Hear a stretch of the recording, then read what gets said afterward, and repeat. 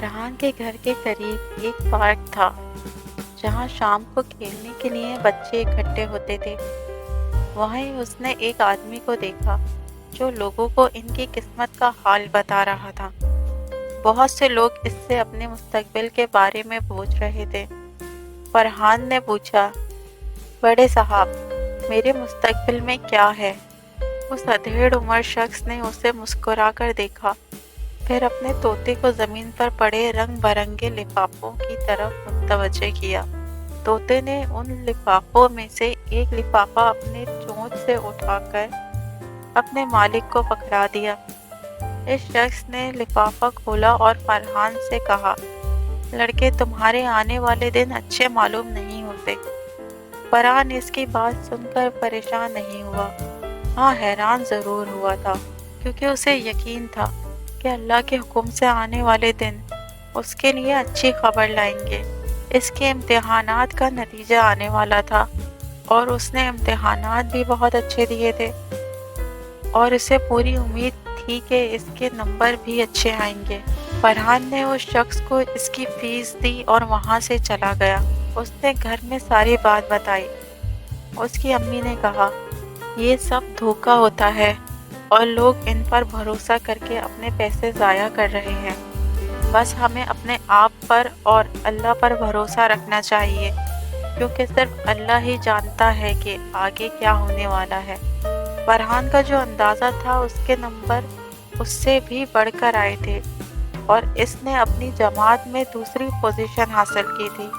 اسے یقین آ گیا تھا کہ طوطے کا پرچی اٹھانا اور اس شخص کا یہ بتانا کہ آگے کیا ہوگا سراسر فراڈ تھا، کیونکہ اللہ کے سوا کسی کو معلوم نہیں کہ آگے کیا ہونے والا ہے۔ علامہ اقبال اور بچے۔ لب پہ آتی ہے دعا بن کے تمنا میری، زندگی شمع کی صورت ہو خدایا میری۔ پیارے بچوں، یقیناً ہر روز صبح سویرے اسکول میں اسمبلی کے دوران بڑے پرجوش انداز میں یہ دعا پڑھتے ہوں گے۔ کیا آپ جانتے ہیں کہ یہ خوبصورت دعا کس نے لکھی ہے؟ ہو سکتا ہے کچھ بچوں کو معلوم ہو اور کچھ کو نہیں۔ بہرحال ہم بتا دیتے ہیں۔ یہ خوبصورت دعا ہمارے قومی شاعر ڈاکٹر علامہ محمد اقبال نے آج سے تقریباً 1 صدی قبل آپ جیسے پیارے پیارے بچوں کے لیے لکھی تھی۔ اس کے علاوہ انہوں نے بڑے لوگوں کے لیے بھی بے شمار نظمیں لکھی ہیں۔ ان نظموں کے ذریعے بر صغیر کے مسلمانوں کو آزادی کا احساس دلایا اور انہیں سمجھایا، مسلسل محنت، ثابت قدمی اور پختہ یقین سے ہر چیز حاصل کی جا سکتی ہے۔ علامہ اقبال 9 نومبر 1877 کو سیالکوٹ میں پیدا ہوئے۔ آپ بچپن ہی سے نہایت ذہین اور اسلامی ذہن کے حامل تھے۔ آپ کو قرآن پاک کی تلاوت کا بڑا شوق تھا۔ صبح سویرے بلا ناغہ قرآن پاک کی تلاوت کرتے تھے۔ ان کی زندگی کا مقصد مسلمانوں کی اصلاح اور ان میں آزادی کے جذبے کو بیدار کرنا تھا۔ علامہ اقبال کو بچوں سے بڑی محبت تھی۔ وہ جانتے تھے کہ آج کے بچے کل کے معمار ہیں، اس لیے ضروری ہے کہ ان کی بہتر انداز میں تربیت کی جائے اور انہیں اعلیٰ تعلیم سے آراستہ کیا جائے۔ علامہ اقبال نے بچوں میں اچھی عادتیں پیدا کرنے اور ان کی بہتر تربیت کے لیے نہایت دلچسپ، آسان اور سبق آموز نظمیں لکھیں، جن میں بچوں کی دعا، ہمدردی، مکڑا اور مکھی، پہاڑ اور کلیری، گائے اور بکری، پرندے کی فریاد، بچہ اور جگنو وغیرہ شامل ہیں۔ یہ تمام نظمیں ان کے پہلے مجموعے کلام باغ درا میں شامل ہیں۔ ان نظموں میں بچوں کے لیے خاص نصیحت ہے۔ پیارے بچوں، امید ہے آج والدین کی نصیحت کا اثر۔ انور ایک نالائق لڑکا تھا۔ جب وہ اس دنیا میں آیا تھا تو اس کے امی ابو کو اس سے اس بات کی بہت امید تھی کہ وہ بڑا ہو کر نہ صرف اپنے اسکول و ادارے اور ملک و قوم کا نام روشن کرے گا اور یوں نہ صرف اس کی زندگی سنورے گی بلکہ اس کے امی ابو بھی نازک حالات سے باہر آ جائیں گے۔ انور کے پہلے 4-5 سال تو جیسے تیسے کر کے گزر گئے، مگر جب اس کے امی ابو نے سوچا کہ اب انور کو تعلیم کے لیے اسکول میں داخل کروا دینا چاہیے تاکہ وہ اعلیٰ تعلیم یافتہ بن کر اچھے اور خوشگوار حالات میں اپنی زندگی گزار سکے، جوں جوں انور بڑا ہوتا چلا گیا تو اس کے امی ابو کی یہ فرمائش بڑھتی چلی گئی کہ انور کو اسی عمر میں اسکول داخل کروا دینا چاہیے، مگر نہ جانے انور کو کیا سوچی کہ اس نے امی ابو کا کہنا ماننے سے انکار کر دیا اور کہا کہ امی ابو سے پڑھائی کا بوجھ نہیں اٹھایا جائے گا، میں صرف کھیلوں میں نام پیدا کروں گا، وہ بھی اس صورت میں جبکہ مجھے ان تمام کھیلوں کے بارے میں معلومات فراہم کی جائے گی اور تمام لوازمات فراہم کیے جائیں گے۔ انور کی یہ مایوس کن بات سن کر کے اس کے امی ابو سٹپٹا کر رہ گئے کہ انہوں نے انور سے جو امیدیں باندھ رکھی تھیں وہ پوری ہوتی نظر نہیں آ رہی، اس لیے اس پر سختی کرنی پڑے گی۔ تاہم جب انہوں نے لوگوں سے مشورہ کیا تو سبھی نے انہیں یہ تجویز دی کہ دیکھیں، اگر آپ کے انور کو مارا پیٹا یا اس پر سختی کی تو وہ سنورنے کے بجائے ڈھیٹ اور ضدی بن جائے گا اور پھر کسی چھوٹے بڑے کی بات کو نہیں مانے گا۔ انور کے امی ابو کو یہ بات دل کو لگی، چنانچہ انہوں نے ایک دن انور کو اپنے پاس بلا کر کہا کہ دیکھو، ہمارے حالات اچھے نہیں ہیں، ہم 3 وقت کا کھانا کتنی مشکل سے کھاتے ہیں، یہ تمہیں بھی معلوم ہے، اور اس لیے اسکول داخل ہو جاؤ اور وہاں اعلیٰ تعلیم حاصل کر کے نکلو، انشاءاللہ تم کامیاب ہو جاؤ گے۔ انور کے دل کو یہ بات اپنے امی ابو کی لگی، تاہم اس نے اپنے امی ابو سے کہا 1-2 دن میں سوچ بچار کرنے کے بعد بتائے گا۔ انور کے امی ابو بہت خوش ہوئے، اگرچہ انور نے اسکول میں داخل ہونے کی حامی تو ابھی تک نہیں بھری، مگر امید ہو چکی ہے کہ شاید انور ان کی بات مان لے۔ دوسرے دن انور کے امی ابو نے اس سے اس کے اسکول میں داخل ہونے کی مرضی پوچھی، جس پر انور نے ہاں کر دی۔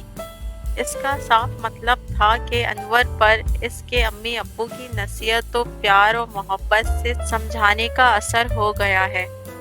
چنانچہ دوسرے دن ہی انور کے امی ابو اسے اسکول میں داخل کروا کے گھر چلے آئے۔ یوں انور روزانہ باقاعدگی سے اسکول جانے لگا اور دل لگا کر محنت کرتے کرتے پائلٹ بن گیا۔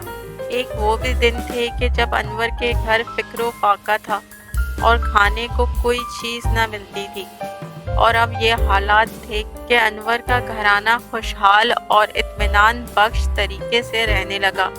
انور کی شادی ہو گئی، یعنی ان کے گھر میں ایک اور فرد کا اضافہ ہو گیا، اور یوں انور اور اس کا گھرانہ بڑے ٹھاٹ باٹ سے رہنے لگا۔ پیارے بچوں، امید ہے آج کی بادشاہ بہادر شاہ ظفر کا ہاتھی، یہ کہانی پرانی ہونے کے ساتھ ساتھ سچی بھی ہے۔ یہ بات مغلوں کے دور کی ہے۔ آخری مغل بادشاہ بہادر شاہ ظفر کا ایک ہاتھی تھا، نام تھا اس کا مولا بشک۔ یہ ہاتھی اپنے مالک کا بے حد وفادار تھا۔ ہاتھی خاصا بوڑھا تھا مگر تھا بہت صحت مند۔ بہادر شاہ ظفر سے پہلے بھی کئی بادشاہوں کو سواری کروا چکا تھا۔ فطرتاً شریر اور شوخ تھا، ہر وقت مست رہتا تھا، اپنے مہاوت یعنی ہاتھی کا خیال رکھنے والے کے علاوہ کسی کو پاس نہ آنے دیتا۔ یہ ہاتھی کھیلنے کا بڑا شوقین تھا۔ قلعے کے قریب بچے اس کے گرد اکٹھے ہو جاتے تھے اور مولا بشک ان کے ساتھ ساتھ کھیلتا رہتا۔ پہلے بچے اسے کہتے کہ ایک ٹانگ اٹھاؤ، وہ اٹھا لیتا۔ بچے کہتے 1 گھڑی یعنی 1 منٹ پورے ہونے سے پہلے نہ رکھنا، وہ 1 گھڑی یعنی 1 منٹ تک ایسے ہی رہتا۔ پھر بچے کہتے 1 منٹ پورا ہو گیا تو اب ٹانگ نیچے رکھ دو، پھر وہ مخصوص آواز نکالتا جس کا مطلب ہوتا کہ بچوں اب تمہاری باری آئی ہے۔ चुनाचा बच्चे अपनी टांग उठा लेते। 1 मिनट पूरा होने से पहले कोई बच्चा टांग नीचे करने लगता तो हाथी जोर जोर से सर हिलाता, यानी अभी 1 मिनट पूरा नहीं हुआ है। वो बच्चों के साथ बहुत खुश रहता था। उन्हें अपनी सूंड से गन्ने उठा उठा कर देता। जिस दिन बच्चे ना आते उस दिन शोर मचाता। मजबूरन हाथी संभालने वाला बच्चों को बुलाकर लाता। वैसे तो ये बहुत शौक हाथी था, लेकिन जब बादशाह की सवारी का मौका आता तो बहुत मुअत्तब पर संजीदा हो जाता। जब तक बादशाह सही तरह बैठ न जाए, खड़ा ना होता। 1857 में जब अंग्रेज किले पर काबिज हुए और बहादुर शाह जफर ने हुमायूं के मकबरे में पनाह ली, तो मौला बख्श बहुत उदास हो गया। बादशाह से बिछड़ने का उसे इतना गम हुआ था कि उसने खाना पीना छोड़ दिया।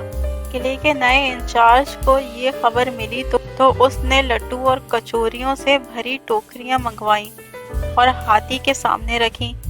हाथी ने अपनी सूंड से वो तमाम टोकरे उठाकर फेंक दिए। इंचार्ज को गुस्सा आ गया कि यहाँ तो हाथी भी बागी है। इसने हाथी की नीलामी का हुक्म दिया।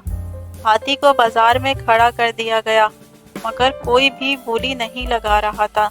फिर एक पंसारी ने 250 रुपये की बोली लगाई और हाथी इसके हाथ नीलाम करने का फैसला हुआ। हाथी संभालने वाले ने ये देखकर कहा, मौला बख्श, हम दोनों ने बादशाह की बहुत गुलामी कर ली। अब तुझे हल्दी पीसने वाले के दरवाजे पर जाना पड़ेगा। ये सुनना था कि हाथी धड़ाम से जमीन पर गिरा और मर गया। हाथी की वफादारी का ये किस्सा बहुत अनोखा है। मौला बख्श ने अपने मालिक के अलावा किसी के पास रहना पसंद ना किया और इस गम ने इसकी जान ले ली। प्यारे बच्चों,